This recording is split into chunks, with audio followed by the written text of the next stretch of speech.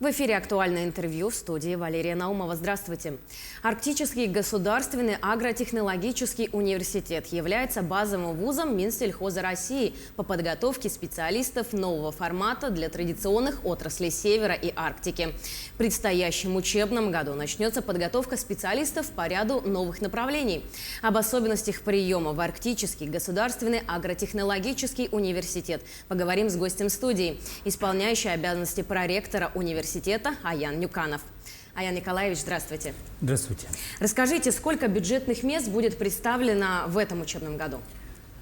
В этом учебном году у нас прием составляет 1067 мест. Из них 160 мест целевой подготовки по бюджету Республики Саха-Якутия и 214 мест по целевому приему бюджета Российской Федерации и 304 коммерческого набора. Итого составляет 1067 бюджетных мест. А какие направления являются базовыми в вашем университете?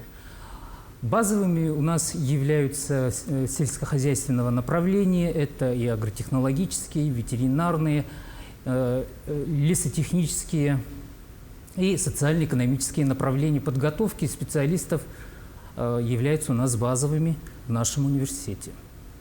В самом начале я уже упомянула, что в этом учебном году у вас откроется набор на новые специальности, новые направления. Какие новые направления откроются в предстоящем учебном году? В предстоящем учебном году мы планируем набор по следующим новым направлениям. Это по аспирантуре это земледелие, и по бакалавриату это будет не совсем новый, но это второй год уже проводится. Это по электроэнергетике и теплотехнике. Вот по этим направлениям будет прием абитуриентов в этом учебном году. Давайте теперь поговорим про приемную кампанию. Когда начинается прием документов и можно ли их подать дистанционно? Да, документы можно подать и лично, и дистанционно. Прием документов начнется с 15 июня по 25 июля. Это очные формы обучения. А для заочной формы обучения это будет до 25 августа. А коммерческий набор будет у нас до 29 сентября это очные формы обучения, и до 29 октября это заочные формы обучения. Так будет даты приема документов. А заочная форма обучения у нас уже 17 января уже начался этот набор на заочную форму обучения. Расскажите, а как ведется прием документов в дистанционном формате? В дистанционном формате вы можете подавать свои документы в сайт агротехнологического университета. Это у нас agatu.ru. Дальше вы можете подавать по электронной почте Центральной приемной комиссии университета. Это abitурient@agatu.ru. Также вы можете подавать по госуслугам, это суперсервис, а также вы можете подавать по Почте России. По этим 5 направлениям вы можете подавать документы для поступления в наш университет. А как все-таки можно стать студентом вашего университета? Сколько баллов нужно набрать по ЕГЭ и по каким направлениям необходимо пройти дополнительные испытания? Дополнительные испытания они нужны будут, если вы закончили иностранное учебное заведение, да, если у вас нет ЕГЭ, да, это введение, которое предусматривается в этом году.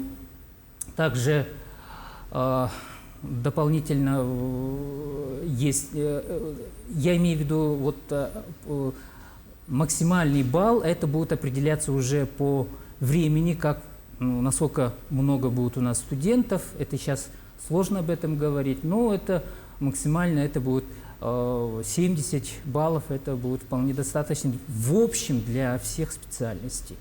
Там уже варьирует между специальностями, я думаю, что это будет известно уже к тому моменту, когда будут уже набраны все документы.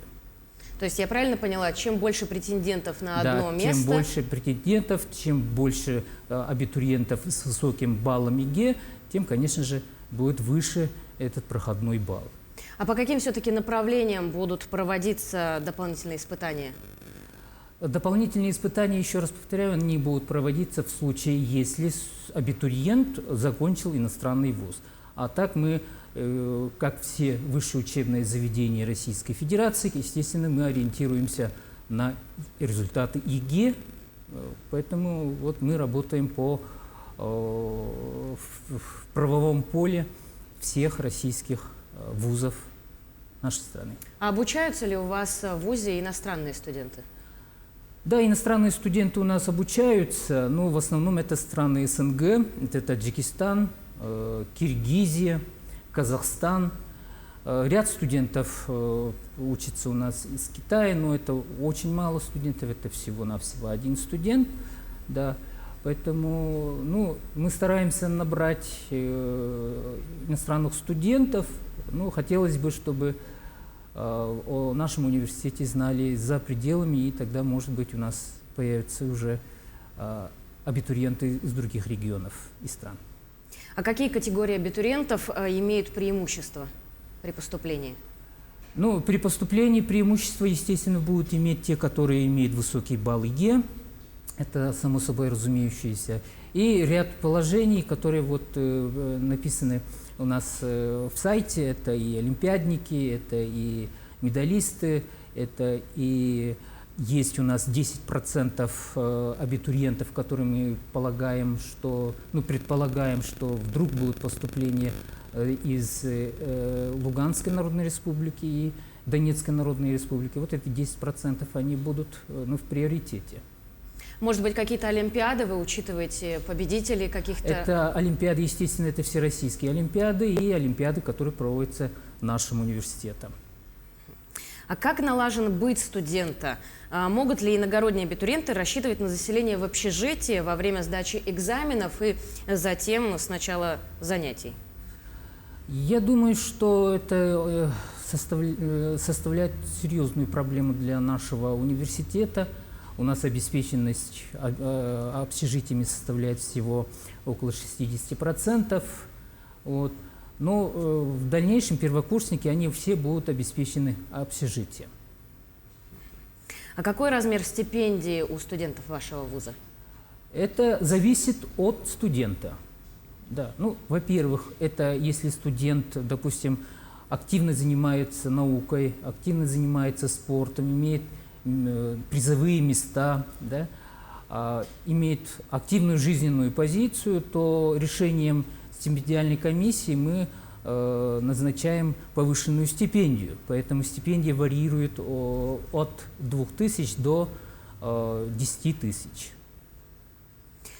Аян Николаевич, расскажите, пожалуйста, как налажена у студентов работа в научном обществе? Чем-то они занимаются помимо учебы, спортом, наукой? Да, традиционно наш университет предоставляет нашим студентам огромные возможности для занятий наукой, общественной деятельностью, спортом и культурно-массовыми мероприятиями. Если мы говорим о научной деятельности, то у нас работает около 30 научных кружков, которые работают со студентами и готовят студентов дальнейшей научной деятельности. Также после окончания вуза наши студенты имеют право поступать еще и в 10 специальностях аспирантуры. Это большое разнообразие почти всех сельскохозяйственных направлений, лесотехнических направлений, инженерного направления. По всем этим направлениям, естественно, поступают наши выпускники уже впоследствии, в аспирантуру. Поэтому для занятия наукой у наших студентов большое поле деятельности. Это первое. И второе, я хочу сказать, что в нашем университете создается Центр коллективного пользования приборов, и поэтому почти все исследования, которые проводятся нашими студентами, они проводятся достаточно высоком уровне и методическом, и научном плане. А какие исследования наиболее популярны? В основном у нас это сельскохозяйственного направления. Это исследование молочности, повышение продуктивности скота. Это и различные инфекционные заболевания животных, паразитарные заболевания животных, сельскохозяйственная экология, разработка новых сортов различных сельскохозяйственных культур, ну и также социально-экономические исследования аграрного направления проводятся аспирантами нашего университета. А что насчет практической части? Могут ли, например, ваши студенты рассчитывать на практику с вашей стороны? Возможно, вы сотрудничаете с какими-то заграничными научными центрами, учебными заведениями? Ага, спасибо за вопрос.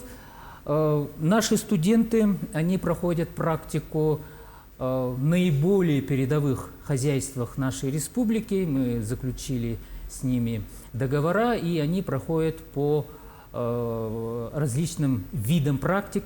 Ну, я думаю, что вполне сопоставимые практическое обучение. Также у нас есть направления, где имеются даже практика в Баварии. Да, у нас несколько студентов проходили практику в Баварии по животноводству. Я считаю, что это один из наших очень хороших опытов по академической мобильности наших студентов. А сказались ли как-то, возможно, санкции, которые были введены не так давно на ваши учебные программы, обмен студентами? Да, к сожалению, санкции сказываются, мы от этого никак не уходим. Да? Вот эта практика по Баварии, к сожалению, приостановлена. И еще у нас в нашем университете проводится исследование по программе САГРИС, да, и вот эти направления, к сожалению, они тоже приостановлены. Аян Николаевич, спасибо вам большое за то, что пришли, ответили на наши вопросы. Благодарю вас. Уверена, что если кто-то сейчас еще и задумывался, куда поступать, то после нашей беседы сделал для себя выводы. Спасибо большое. Спасибо. Мы ждем наших абитуриентов. Вас ждет очень интересная, насыщенная студенческая жизнь, активная общественная деятельность, большой спектр спортивных соревнований, ну и, естественно, очень серьезная, методически выверенная работа по учебной работе. Спасибо большое. Ну, я напомню, что вы смотрели актуальное интервью. Всего доброго.